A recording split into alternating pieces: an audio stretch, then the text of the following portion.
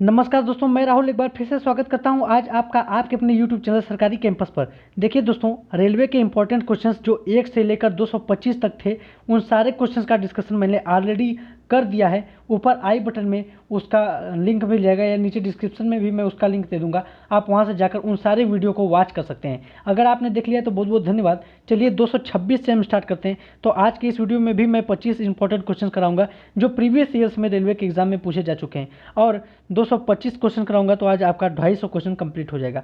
तो चलिए बिना देर के हम इस वीडियो को स्टार्ट करते हैं। तो 226वां प्रश्न है, समाजवादी पार्टी का संस्थापक कौन था? कौन था, यहाँ पर हम कौन थे कहेंगे थोड़ा रिस्पेक्ट देकर। तो समाजवादी पार्टी के संस्थापक कौन थे? तो जयप्रकाश नारायण थे समाजवादी पार्टी के संस्थापक। नेक्स्ट क्वेश्चन हम लोग देखते हैं, लिखा है भारत सेवक समाज की स्थापना किसने की? तो गोपाल कृष्ण गोखले ने भारत सेवक समाज की स्थापना की थी। अगला क्वेश्चन है, यदि अपने पद को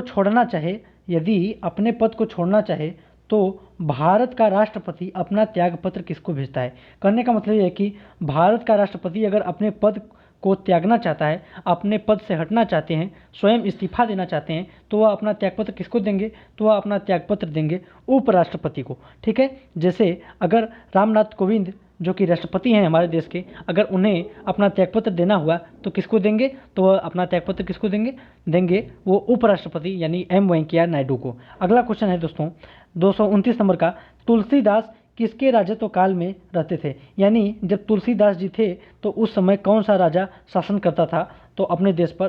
तो उस समय शासन करने वाला मुगल सम्राट अकबर था। ठीक है, अकबर तुलसीदास के जब थे, तुलसीदास के यही समय में शासन करता था। अगला क्वेश्चन है दोस्तों 230 नंबर का, इस्लाम धर्म के प्रवर्तक मोहम्मद साहब जो थे, पैगंबर मोहम्मद, वो कब पैदा हुए थे? तो 570 ईस्वी में उनका जन्म हुआ था। ठीक है, पैगंबर मोहम्मद का। अगला क्वेश्चन है 231 नंबर का, भारत का कौन सा राज्य केसर का सबसे बड़ा उत्पादक है? तो देखिए, जब ये क्वेश्चन बना था तब भारत का कौन सा राज्य था? उस समय था जम्मू कश्मीर। ठीक है, और आप लोग जानते ही हैं जम्मू कश्मीर अब राज्य नहीं है, एक केंद्र शासित प्रदेश बन चुका है, और वह भी देखिए उससे लद्दाख अलग हो चुका है, आप लोग ये भी जानते हैं, धारा 370 और 35A के हटने के बाद। 232 नंबर का प्रश्न है, रेडियो धर्मिता की खोज किसने की? तो रेडियो धर्मिता की खोज किया था हेनरी बेकुरल नाम के एक वैज्ञानिक थे, उन्होंने रेडियो एक्टिविटी की क्या की थी? खोज की थी। ठीक है, अगला क्वेश्चन है दोस्तों 233 नंबर का, कि किस अंग के दोषपूर्ण कार्य करने से मधुमेह रोग होता है? यानी वह कौन सा अंग है मानव शरीर का जिसका जो अगर दोषपूर्ण कार्य करने लगे, यानी ठीक से कार्य करना बंद कर दे, तो व्यक्ति को मधुमेह रोग हो जाएगा। तो वह अंग है अग्न्याशय। देखिए, अग्न्याशय में ही क्या होता है, वही से ही इंसुलिन हार्मोन, आप लोग नाम सुने होंगे। तो इंसुलिन हार्मोन का स्राव कौन करता है? अग्न्याशय करता है। अगर यही इंसुलिन हार्मोन का स्राव करना वो बंद कर देता है तो मनुष्य किससे ग्रसित हो जाता है? मधुमेह से ग्रसित हो जाता है। अगला क्वेश्चन है 234 नंबर का, निकट दृष्टि दोष को दूर किससे करते हैं? तो देखिए, निकट दृष्टि दोष को दूर करने के लिए हम उचित फोकस दूरी का अवतल लेंस प्रयोग करते हैं। तो आप यहाँ से देखिए 3 क्वेश्चन मैं आप लोगों का तैयार करा देता हूँ। एक होता है निकट दृष्टि दोष, जिसमें हम किसका प्रयोग करते हैं? अवतल लेंस का प्रयोग करते हैं, जो इस टाइप का होता है। ठीक है, और एक होता है दूर दृष्टि दोष, जिसके दूर करने के लिए हम इस टाइप के लेंस का प्रयोग करते हैं, जिसको बोलते हैं उत्तल लेंस। और एक होता है जरा दृष्टि दोष, ठीक है, जो वृद्ध व्यक्तियों में होता है, तो उनमें उत्तल और अवतल दोनों टाइप का लेंस लगाया जाता है। ठीक है, अगला क्वेश्चन है दोस्तों 235 नंबर का। अगला क्वेश्चन है, परमाणु बम की खोज किसने की? तो ऑटो हॉर्न नाम के एक वैज्ञानिक थे जिन्होंने परमाणु बम की खोज की थी। तो देखिए, आप ऐसे समझिए, परमाणु बम को क्या बोलते हैं? Atom bomb. ठीक है, क्या बोलते हैं? Atom bomb. ठीक है, तो एटम और ऑटो हॉर्न का ऑटो दोनों मिल रहा है ना, तो एटम बम का आविष्कार किसने किया? ऑटो हॉर्न ने किया। ठीक है, आप इस तरीके से भी इसको याद कर सकते हैं। अगला क्वेश्चन है, भारत और चीन के बीच जो सीमा रेखा है, ठीक है, उसे क्या कहते हैं? देखिए, कहलाती लिख दिया है यहाँ पर, आप समझिए कि कहलाती है। भारत और चीन के बीच की जो सीमा रेखा है वो क्या कहलाती है? तो भारत और चीन के बीच की सीमा रेखा कहलाती है मैकमोहन रेखा। ठीक है, डेल्टा का निर्माण तब होता है जब, देखिए डेल्टा का निर्माण कब होता है? तो डेल्टा का निर्माण तब होता है जब बहाव जो होता है, यानी जो समुद्री ज्वार जहाँ पर कमज़ोर हो जाते हैं, तो नदी के मुहाने पर समुद्री ज्वार निर्बल हो जाते हैं। तो जब समुद्री ज्वार निर्बल हो जाते हैं तो वहीं पर क्या होता है, ये जो मिट्टियाँ जो नदी बहा कर लाती हैं वही इकट्ठा होने लगती हैं और इसीलिए वहाँ पर डेल्टा का निर्माण हो जाता है। तो गंगा और ब्रह्मपुत्र द्वारा बनाया गया डेल्टा, जो सुंदरवन डेल्टा के नाम से जाना जाता है, विश्व का सबसे बड़ा बनाया गया डेल्टा है। ठीक है, अगला क्वेश्चन है, मध्य रात्रि का सूर्य घटना है, कहाँ का है?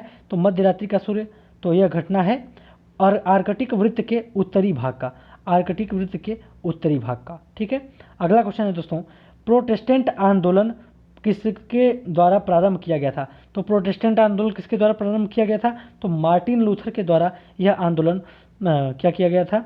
चालू किया गया था। मार्टिन लूथर का नाम आप लोगों ने जरूर कभी न कभी सुना होगा।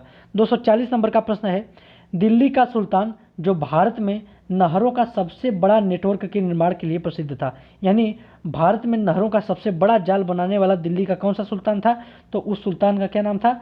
उस सुल्तान का नाम था फिरोज शाह तुगलक। ठीक, तो तुगलक वंश का शासक था यही फिरोज शाह तुगलक, जिसने सबसे ज़्यादा नहरों का निर्माण करवाया था। अगला है 241 नंबर का प्रश्न, लेडी विथ द लैंप किसे कहा जाता है? तो फ्लोरेंस नाइटिंगेल को कहा जाता है लेडी विद द लैंप। अगला क्वेश्चन है, भारत का केंद्रीय बैंक कौन सा है? तो रिजर्व बैंक भारत का केंद्रीय बैंक है। ठीक है, तो इसका क्या आंसर हो जाएगा? भारतीय रिजर्व बैंक। अगला क्वेश्चन है 243 नंबर का, योजना आयोग का पदेन अध्यक्ष कौन होता है? देखिए, आप लोग जानते हैं कि योजना आयोग अब हट चुका है, अब इसकी जगह क्या आ चुका है? नीति आयोग। तो नीति आयोग या योजना आयोग दोनों का पदेन अध्यक्ष कौन होता है?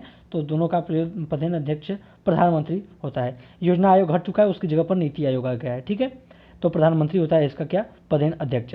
244 नंबर का प्रश्न है, भारतीय संविधान द्वारा कितनी भाषाओं को मान्यता दी गई? बहुत ही आसान क्वेश्चन और इंपॉर्टेंट क्वेश्चन है, 22 भाषाओं को मान्यता दी गई है। ठीक है, अगला क्वेश्चन है दोस्तों 245 नंबर का, सूर्य क्या है? बहुत ही सिंपल क्वेश्चन है, सूर्य एक तारा है। सूर्य क्या है? सूर्य एक तारा है। ऐसे क्वेश्चंस भी रेलवे ग्रुप डी के एग्जाम में पूछे जा सकते हैं, तो आप पेपर को बहुत ही हार्ड मत समझिएगा, पेपर देने जाइए पूरी लगन और शिद्दत के साथ। आप ये समझिएगा कि पेपर बहुत ही आसान आएगा, और सच में पेपर बहुत ही आसान आता है। 246 नंबर का प्रश्न है, भारत का राष्ट्रीय खेल क्या है? तो भारत का राष्ट्रीय खेल क्या है? हॉकी है। देखिए, ऐसे क्वेश्चन भी पूछे गए हैं, ये सारे क्वेश्चन पूछे जा चुके हैं प्रीवियस ईयर्स में, तो आपका पेपर बहुत ज़्यादा कठिन नहीं आएगा, इसी लेवल का आएगा। ठीक है, भारत का शेक्सपियर किसे कहा जाता है? तो बहुत ही आसान क्वेश्चन है, भारत का शेक्सपियर किसको बोलते हैं? कालिदास को बोलते हैं। ठीक है, 247 नंबर का प्रश्न देखिए, लिखा है, स्तनधारियों में लाल रुधिर कणिकाओं का निर्माण कहाँ होता है? यानी ये पूछ रहा है रेड ब्लड कार्पोसेल्स, जिसको क्या बोलते हैं हम लोग? आरबीसी, आरबीसी के नाम से भी हम लोग इसको जानते हैं। तो इसका निर्माण कहाँ होता है? तो अस्थि मज्जा में इसका निर्माण होता है आरबीसी का। ठीक, अगला प्रश्न है 248 नंबर का, शुष्क बैटरी सेल में किस प्रकार की ऊर्जा संग्रहित रहती है? शुष्क बैटरी सेल में रासायनिक ऊर्जा संग्रहित रहती है। ठीक है, तो यही आपका आंसर सही हो जाएगा, रासायनिक ऊर्जा संग्रहित रहती है शुष्क सेल में। ठीक, और वही रासायनिक ऊर्जा विद्युत ऊर्जा के रूप में बदलती रहती है। 249 नंबर का प्रश्न है, टेलीफोन के आविष्कारक कौन थे? तो टेलीफोन के आविष्कारक थे Graham Bell, Alexander Graham Bell. और आज का आखिरी क्वेश्चन है, 250वां प्रश्न है, दीनबंधु के नाम से किसे जाना जाता है? दीनबंधु किसका उपनाम है? तो दीनबंधु उपनाम है C.F. एंड्रूज का। C.F. एंड्रूज का उपनाम क्या है? दीनबंधु। तो इस प्रकार हमारे 250 क्वेश्चन समाप्त होते हैं। ये सारे क्वेश्चन बहुत ही इंपॉर्टेंट है और प्रीवियस ईयर्स में पीछे पूछे जा चुके हैं, तो आप बाकी के सारे वीडियो को देख लीजिएगा जरूर। ऊपर आई बटन में उसका लिंक मिल जाएगा, या नीचे डिस्क्रिप्शन में भी मैं उसका लिंक दे दिया रहूँगा। ठीक है, मिलते हैं आपसे अगले वीडियो में, तब तक के लिए टेक केयर, बाय बाय।